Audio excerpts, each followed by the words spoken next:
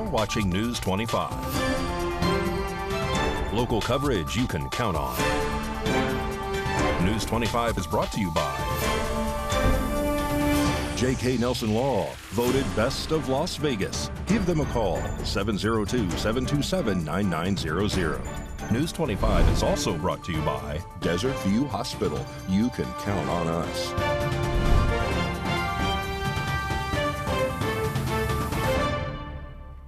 Hello there. Today is Monday, October 16th, 2023. This is News 25. I'm Missy Kohler. A structure fire happened earlier today in Las Vegas. News 25 reporter David Preston has the details. Earlier today, a structure fire erupted on Living Desert Drive in Vegas.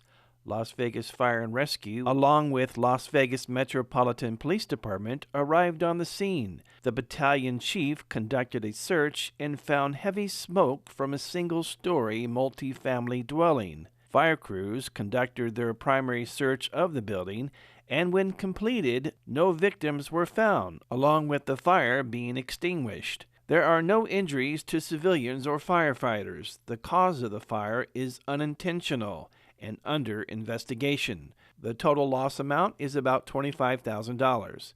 A total of 6 engines, 2 ladder trucks, 2 rescues, along with 1 EMS supervisor and 3 chief officers responded to the scene for a total of 40 personnel. 1 resident was displaced and assisted by the Red Cross. Following the Hamas terrorist attack on Israel, Jackie Rosen and her fellow senators in Washington are taking action to make sure that Israel gets the support that they need. Rory Roselle has this story. Earlier today, U.S. Senator Jackie Rosen returned from a bipartisan Senate delegation to visit Israel following Hamas's brutal terrorist attacks that left more than 1,300 Israelis dead and thousands more injured. During the meeting, Senator Rosen met with the Israeli Prime Minister Benjamin Netanyahu and Israel's War Cabinet President Isaac Herzog, as well as families of those taken hostage. Jackie Rosen says during this meeting, in quotes, "I am bringing one central message to my Senate colleagues. This is the time to take decisive action to help Israel. We cannot allow partisan politics to get in the way. I'll continue leading efforts with Republicans and Democrats to make sure we get Israeli people the support and resources they need as quickly as possible." Last week, Jackie Rosen also led a bipartisan group of senators in urging the Department of Defense to transfer additional Iron Dome batteries and other unused military assets to Israel. 2 people are arrested during a traffic stop with, according to officers, one having an outstanding warrant. Here's RJ Camacho with the story. On October 7th, Nye County Sheriff's Office deputies noticed a white mobile home allegedly driving without a license plate or a temporary registration placard and conducted a traffic stop. During the traffic stop, the driver was identified as John Haight and the passenger as Deborah Locke. Officers conducted a records check on Haight and, according to the declaration of arrest, Haight had come back with an outstanding extraditable warrant out of Nye County for driving without a valid license. The warrant also had cautions of drugs, violence, and weapons as well. Officers deployed a canine to search around the vehicle, and the canine was alerted to the smell of narcotics. Due to this, officers then conducted a search of the vehicle where they allegedly found multiple different drug paraphernalia, which included a clear plastic baggie containing a white crystalline substance, a bulbous glass smoking pipe with a burnt white residue, and a small container holding a white crystalline substance within it. Officers then advised both Haight and Locke of their Miranda rights, and allegedly neither of them claimed ownership of the methamphetamine. Additionally, while both were placed into custody, Deborah Locke allegedly told officers that she had a bag of methamphetamine in her bra. She then proceeded to remove a clear baggie of what she allegedly identified as meth. Tests were conducted on the various drug paraphernalia within the motor home, and all came back positive for either methamphetamine or amphetamine. Deborah Locke was placed under arrest for the charges of use or possession of drug paraphernalia, selling or transferring a Scheduled 1 or 2 controlled substance, and possessing a Schedule 1 or 2 controlled substance. John Haight was arrested for similar charges, including selling or transferring a Scheduled 1 or 2 controlled substance, possessing a Schedule 1 or 2 controlled substance, but additionally had the charges of failure to appear after bail for a misdemeanor crime and driving without a driver's license. Teaching kids to fight negativity. We'll have more on that after the break, so stay with us.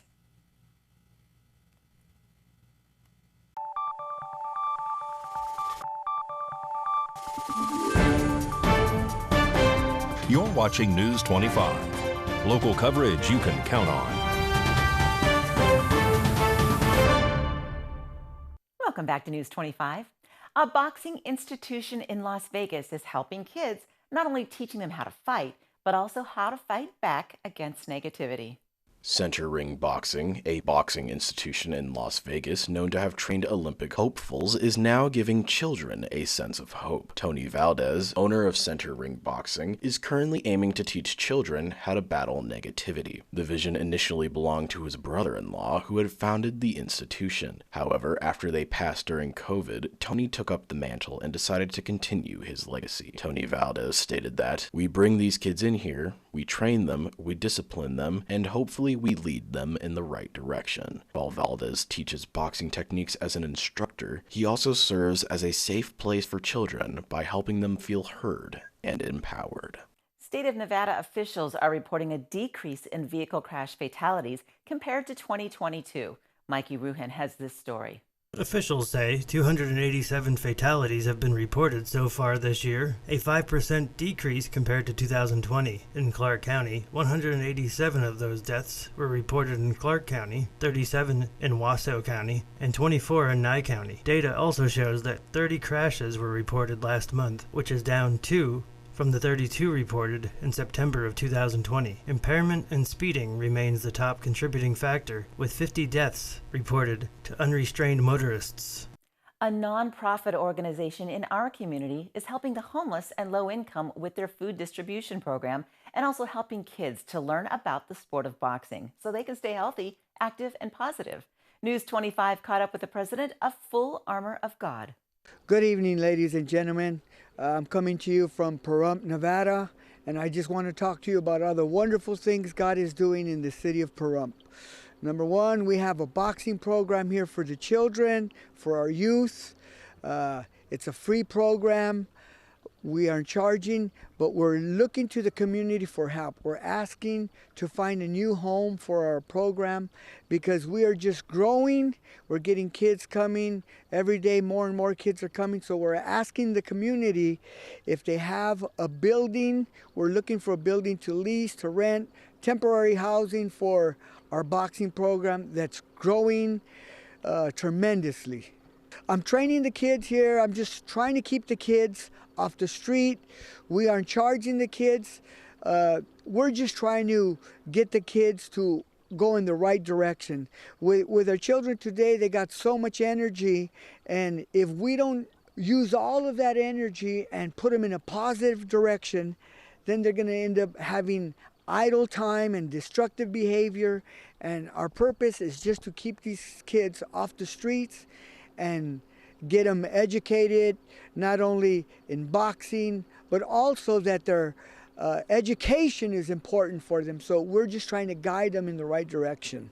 We do a food bank. We distribute food to different places. Right now, what our goal is here in the town of Pahrump is to get all of the local pastors and organizations together so we can work together and bring food into this community, things that are needed for our homeless and people that are less fortunate. Those are our ideas of trying to help the city. We have a food distribution that we give out food. We give out food to people like at the Seagull Suites, the less fortunate, and we'd like to bring some of our resources to this town in Pahrump. Right now we're getting all of the local pastors that we're getting together. We're exchanging resources and trying to just help out the community. It's very difficult to get different churches to work together, but God is doing something awesome, and I believe God is going to continue to do something awesome here by the churches gathering together and working towards helping the community. I think that's a blessing. There's a scripture in the Bible that says how good and how pleasant it is for brethren to dwell together in unity. And the last part of that verse, it says, for there the Lord commands his blessings. We've actually had a pastors meeting, and it's been growing. It's been growing. We've been getting more and more pastors and other nonprofits involved that want to do something, and I believe we're going to be successful.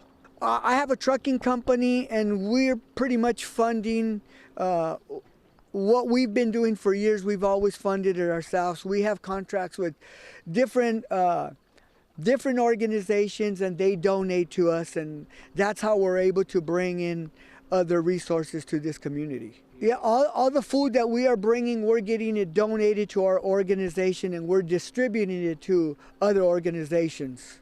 Yes, everyone that comes and works with our organization is not an employee. They're volunteers for the food distribution, for our boxing program. They're all volunteers. I've been doing this since 1990. We started in Moreno Valley. We put a boxing program there many years ago. We had a ranch, and we put some modulars together, and we started getting the kids. An executive chef is helping to feed the homeless. We'll have that story next on News 25.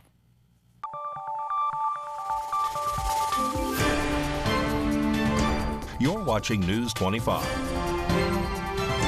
Local coverage you can count on. News 25 is brought to you by Mountain West Lawyers, Injury Attorneys, 727-9500.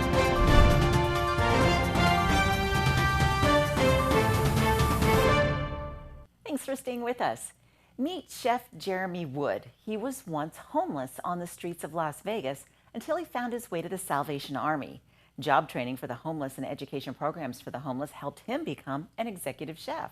But instead of taking his new skill to a pricey restaurant on the Strip or downtown Las Vegas, he chooses to stay at the Salvation Army and feed the homeless good meals while feeding their confidence and optimism. Nancy Byrne of KPVM-TV has this story.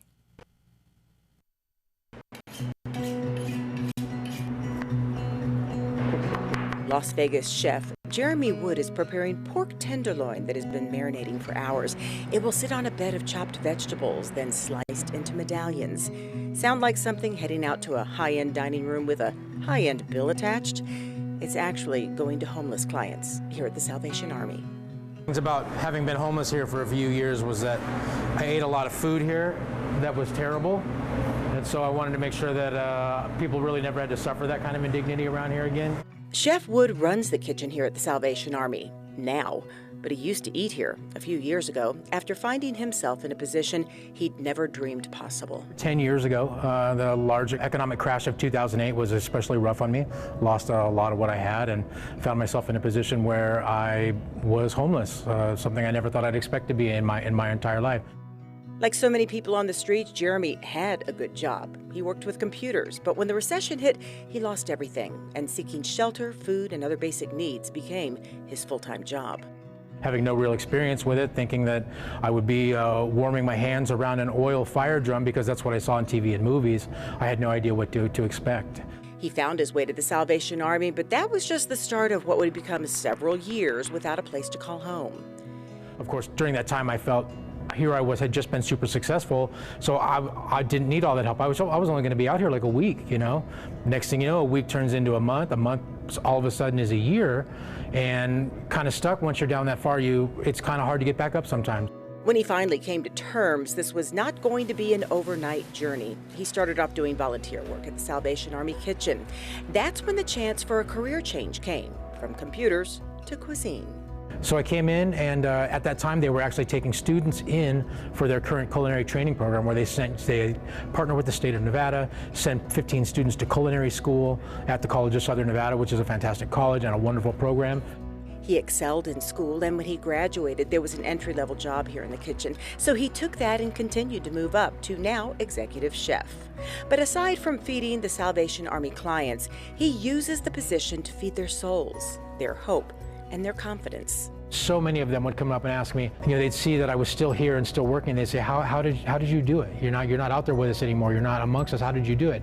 And so I took that as an opportunity to introduce some of them to the same program that I went through. I definitely credit it with saving my life, and got as many people in as I could, and that eventually became my mission. Chef Jeremy Wood knows he could take his training and experience and go to a high-end restaurant anywhere in the world. But he says this is where he believes he belongs. You have to realize sometimes that those are people's brothers and sisters and fathers and sons and mothers and daughters, and so they're human beings, and they may have just been out there for a week. I would lose the ability to have the real first-hand, hands-on help of somebody that might be really struggling out there, and so it's just kind of a life reward. The rewards over here, money here, but the rewards I get from here are over here. You know, they're much higher. The City of Las Vegas announces a food truck lottery for First Friday locations, and Mikey Ruan has the details. The City of Las Vegas announced that a lottery will be used to select food trucks for 5 designated First Friday locations. The City of Las Vegas will require licensed and approved operators to apply in person and pay a $50 fee to enter for one of the spots, with a deadline of noon on October 20th to put in their application at the Las Vegas Parking Services office located at 350 South City Parkway. The winners will be selected October 25th at 9 a.m. at the same location. Food trucks will be able to choose the date and location where they want to operate over the next 6 months. The trucks will be allowed to run from 6 p.m. to 10 p.m. according to the city. Available locations for First Fridays include 21 West Imperial Avenue, 1401 South Commerce Street, 1319 South Commerce Street, 1221 South Casino Center Boulevard, and 198 East Colorado Avenue. The city describes the change as a pilot program. For more information about the mobile food vendor pilot program, vendors should contact Parking Services via email at clvfoodtruck@lasvegasnevada.gov or by phone at 702-229-4700.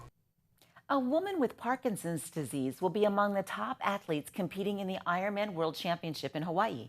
Brittany Harris spoke with her about this incredible opportunity and how her never-give-up attitude helped her get there. Sarah Whittingham is gearing up for the biggest race of her life, the Ironman World Championship in Hawaii.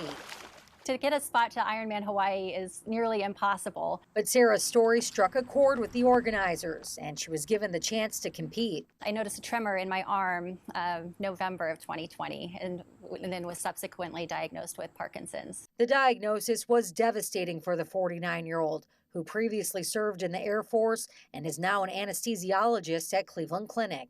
I pictured myself being disabled in 5 to 10 years. Am I going to be able to continue to do my job? But those worries didn't last long. Sarah discovered that exercise could help slow the progression. I love to exercise, so that was like the hidden blessing. From there, she started her new fitness journey, joining a cycling study for Parkinson's and even taking part in other races. Her doctor, Ben Walter, says it's amazing to see what she's accomplished. Starting medications, getting her started, she's done very well. And one of the things that's very important for people with Parkinson's is exercise. And I think her story really exemplifies how important this is. As Sarah reflects on how far she's come, she can't help but get emotional. When I was first diagnosed, I didn't think I would ever even be able to run a race again. And then to be able to do that on the biggest stage there is in the sport of triathlon, it's amazing. And meeting Sarah at the finish line will be some of her family. She says she's grateful for their support. News 25 Weather Cam is brought to you by Lerner and Rowe Injury Attorney's Office in Pahrump. In a wreck, need a check? Call 702-877-1500. Another beautiful day in Pahrump. Look at that. Isn't that gorgeous? John's in next, and he'll have your weather forecast, let you know what to expect all week long.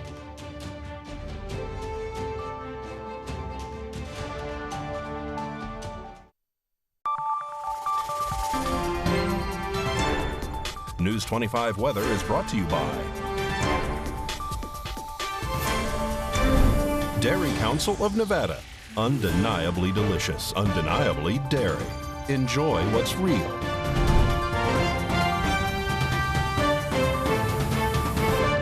Hi, good evening, Nevada. It's John Kohler from the KPVM Channel 25 weather studios all up and down the A's Country Radio Network and worldwide on Facebook. It's Monday. Hey, let's take a look at these weather scores. Look like we got weather twins at the top of the map. Fernley and Fallon at 82, checking in, so cute together. 79 out there in Carson City. Almost got in on it. Cool Spot Award going to Tonopah at 77 degrees, and you almost got there, Goldfield. 78 degrees is pretty dang close. Number 2 tries harder. Out in Beatty, outstanding at 87 degrees. Amber goes to the hot spot again, 93 degrees. Perfect poolside at 89 in Las Vegas. And the road is open, and it's 99 degrees in Death Valley. But here in the paradise of Pahrump, let's take a look at our current temperature. We'll do the big reveal. 83 degrees is our current temperature. Had been 91. It was a nice day. Look at that. Winds out of the southwest to just 5 miles per hour. Perfect weather. Sun rose this morning at 6:51. Setting this evening at 6:06. We'll give up another couple minutes of daylight to the night, and that's just fine for people that like the night. It's going to be a gorgeous sunset tonight. Beautiful star watching under clear skies. 57 degrees is where we're heading tonight. And as we head on into the rest of the week, well, we got a little bit of clouds tomorrow. A little bit of clouds, 90 degrees.